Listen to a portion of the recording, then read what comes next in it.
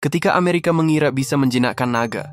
Pada awalnya, Amerika percaya bahwa dengan membuka pintu perdagangan, mereka bisa menjinakkan Cina. Tapi yang terjadi justru sebaliknya. Bukan Cina yang berubah menjadi seperti Barat, melainkan dunia yang berubah mengikuti irama pabrik-pabrik Cina. Awal mula perang dagang, dari WTO ke ketakutan ekonomi. Perang dagang Amerika-Cina tidak muncul tiba-tiba. Semua berakar pada momen bersejarah, tahun 2001, saat Cina resmi bergabung dalam World Trade Organization, WTO.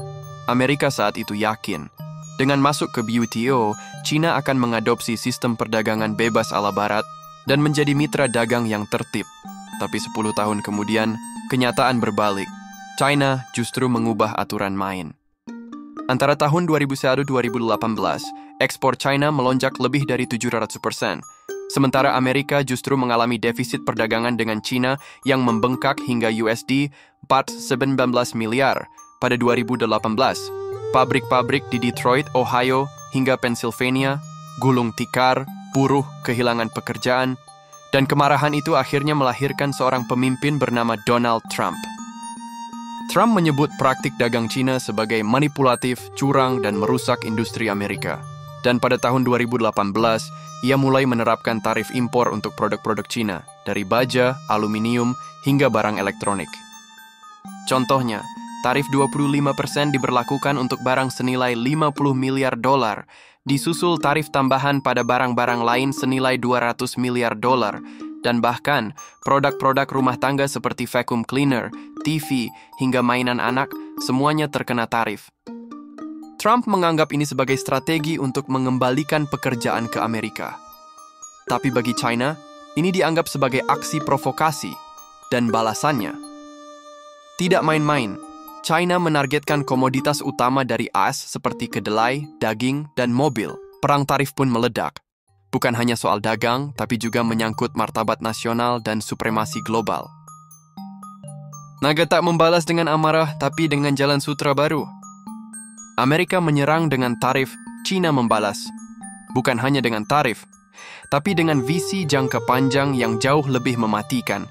Belt and Road Initiative, BRI, diluncurkan oleh Presiden Xi Jinping pada tahun 2013, BRI bukan sekadar proyek infrastruktur lintas benua.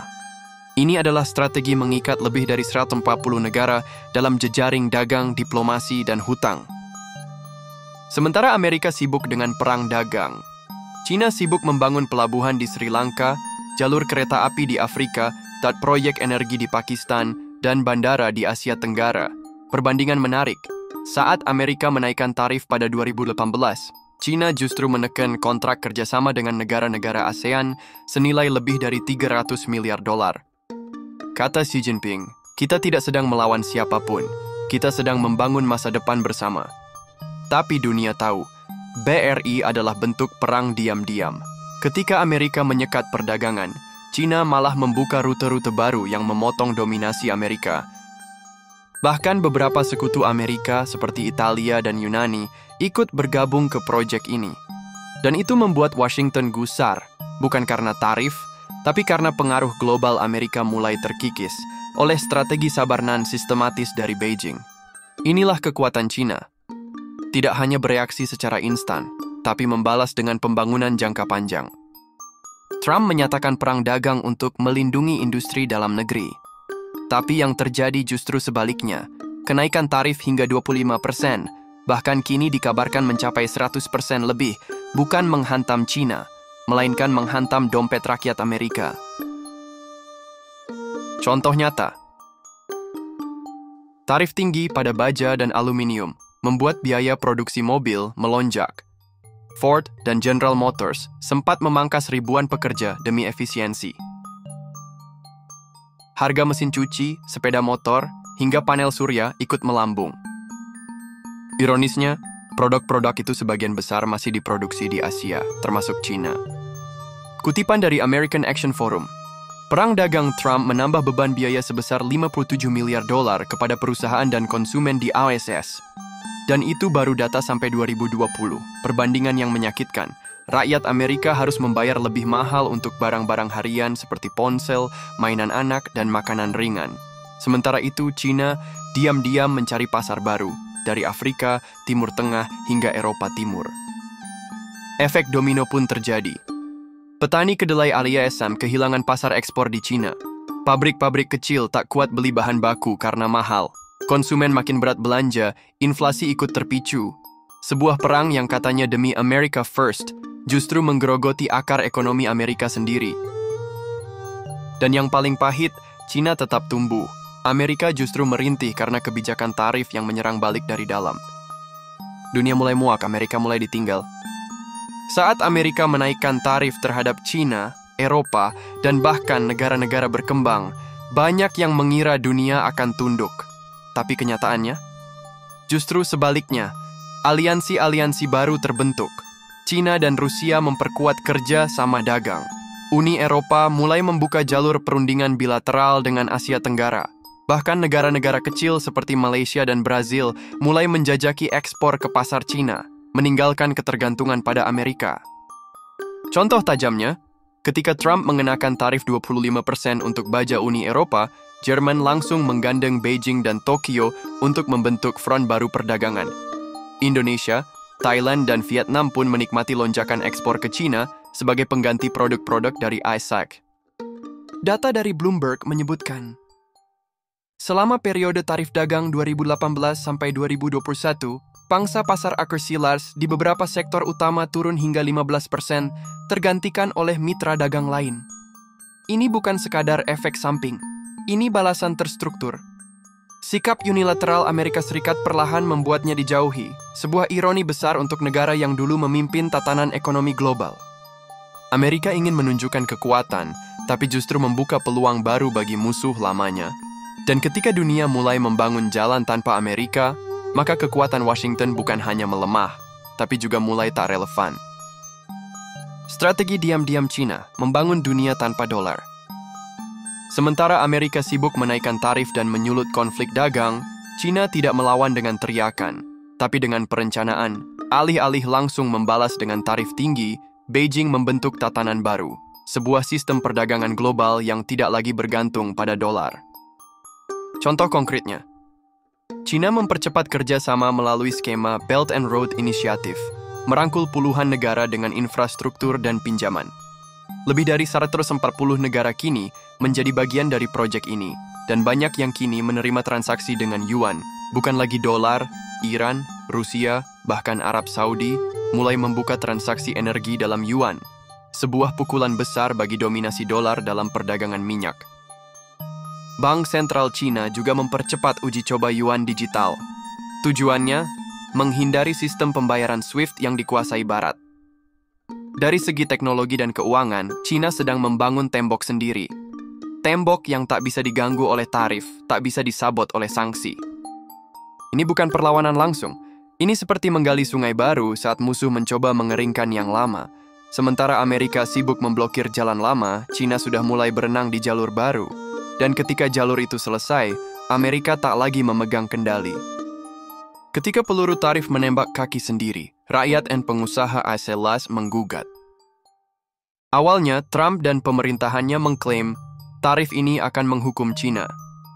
Tapi kenyataannya, yang paling duluan berteriak justru pengusaha dan rakyat Amerika sendiri. Kenapa?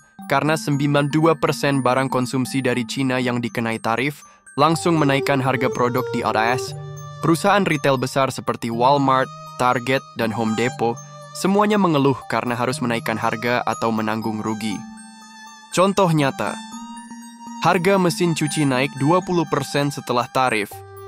Biaya produksi mobil meningkat. Petani kedelai Amerika kehilangan pasar ekspor ke Cina, menyebabkan stok menumpuk dan harga anjlok. Lebih ironis lagi, untuk menenangkan petani yang marah, Trump harus menggelontorkan 28 miliar dolar dana subsidi.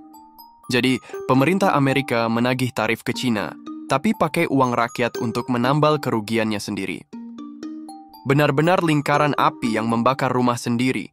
Asosiasi Industri dan Kamar Dagang Amerika berkali-kali mengirim surat protes.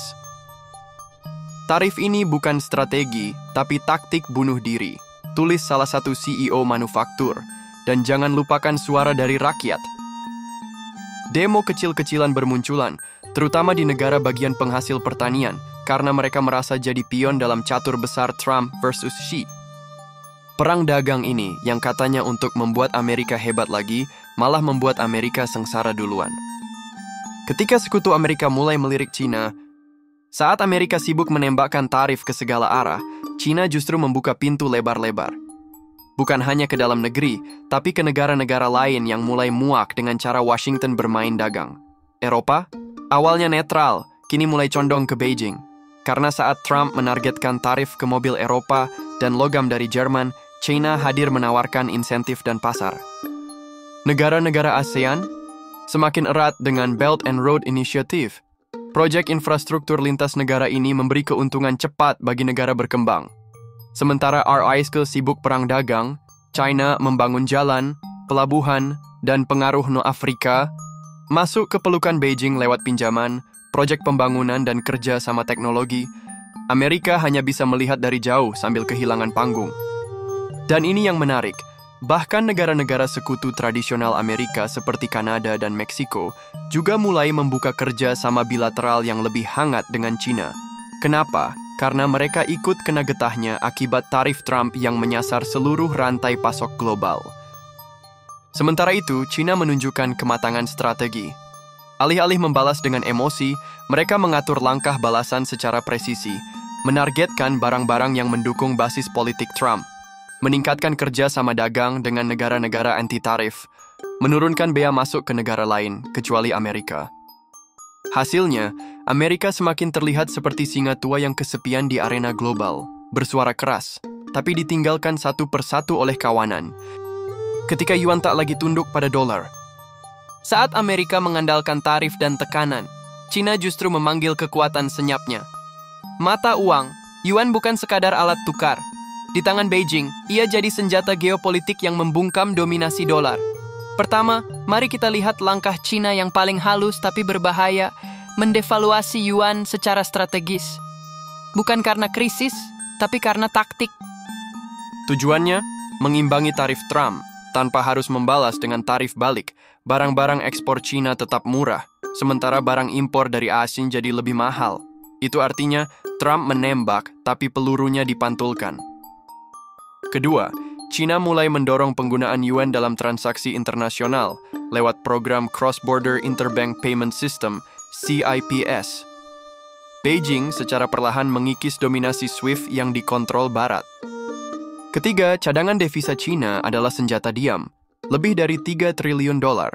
Jika China memutuskan menjual sebagian obligasi Amerika, itu bisa mengguncang pasar keuangan global, terutama Wall Street. Dan jangan lupa, Beijing punya cadangan emas besar-besaran. Ketika ekonomi dunia goyah, mereka siap bertahan. Amerika dihantui defisit perdagangan dan utang triliunan dolar. Inilah permainan catur finansial. Washington mengancam dengan tarif, tapi Beijing merespons dengan manipulasi moneter yang presisi dan mematikan. Kemenangan bukan ditentukan oleh siapa yang teriak paling keras, tapi siapa yang bertahan paling tenang. Dunia bergerak tanpa Amerika, blok ekonomi baru terbentuk. Ketika Amerika mengangkat tarif seperti pedang, dunia justru membentuk perisai. Bukan untuk bertahan, tapi untuk melangkah tanpa Amerika. Inilah kenyataan hari ini. Globalisasi tak lagi bergantung pada Washington. Sebaliknya, negara-negara mulai mencari arah baru, bermitra, berdagang, dan berinvestasi, tanpa harus lewat Gedung Putih. Contohnya, Regional Comprehensive Economic Partnership, RCEP, sebuah blok dagang yang berisi 15 negara Asia Pasifik, termasuk China, Jepang, Korea Selatan, Australia, dan negara ASEAN Amerika, tak diundang. Dan itulah poinnya. RCEP kini mencakup 30% PDB dunia dan 30% populasi global. Blok ini lebih besar dari Uni Eropa maupun NAFTA. Dan lebih penting, China adalah pusat gravitasinya. Sementara itu, BRICS, Brasil, Rusia, India, China, dan Afrika Selatan sedang membangun sistem keuangan alternatif, termasuk mata uang bersama berbasis emas untuk melawan dominasi dolar. Bahkan Arab Saudi dan Iran telah menyatakan ketertarikan untuk bergabung. Itu sinyal kuat. Minyak tak harus lagi dibeli dengan dolar. Amerika menutup pintu perdagangan dengan tarif-tarif tinggi, tapi dunia justru membuka jendela kerjasama baru. Dunia sedang mengatur ulang poros ekonomi global dan Amerika mulai tersingkir dari pusatnya.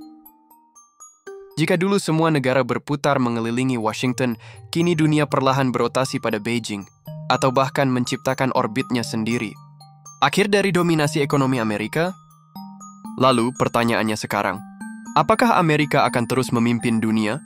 Apakah kebijakan America First yang dipaksakan Donald Trump menjadi jalan panjang menuju isolasi dan ketertinggalan? Sejak perang dagang dimulai, Trump terus mendesak, menaikkan tarif, dan berusaha menekan China dengan cara yang mungkin dilihat sebagai kekuatan ekonomi besar yang ingin dipertahankan. Namun, apa yang terjadi adalah geopolitik ekonomi yang berbalik arah. China sudah mengambil langkah lebih maju, sementara Amerika malah terjebak dalam permainan yang mengisolasi dirinya sendiri. Dengan meningkatnya ketegangan perdagangan dan sekutu yang semakin cemas, negara-negara lain melihat kesempatan untuk merangkak naik, membentuk aliansi perdagangan yang lebih besar dan lebih inklusif tanpa kehadiran Washington. Ini bukan hanya tentang ekonomi, ini adalah pergeseran besar dalam tatanan dunia. Seberapa lama Amerika bisa bertahan tanpa mendominasi pasar global? Ketika negara-negara seperti India, Rusia, Brasil, bahkan Eropa mencari solusi selain dolar ice ally, kita tidak bisa mengabaikan dampak jangka panjang yang akan terjadi. Dalam beberapa tahun ke depan, peran Amerika dalam ekonomi global mungkin tidak akan lagi sekuat dulu. Namun, satu hal yang pasti, dunia sedang berubah, dan itu terjadi bukan hanya karena China, tetapi juga karena kebijakan proteksionisme yang semakin menutup peluang Amerika di dunia yang semakin saling terhubung ini. Jadi, apakah Trump benar-benar mengerti apa yang dia lakukan? Ataukah Amerika akan menemukan dirinya lebih terisolasi dari sebelumnya? Hanya sewaktu yang bisa menjawabnya. Namun, satu yang jelas, dalam permainan perdagangan global, Amerika mungkin sudah melewatkan kereta terakhir.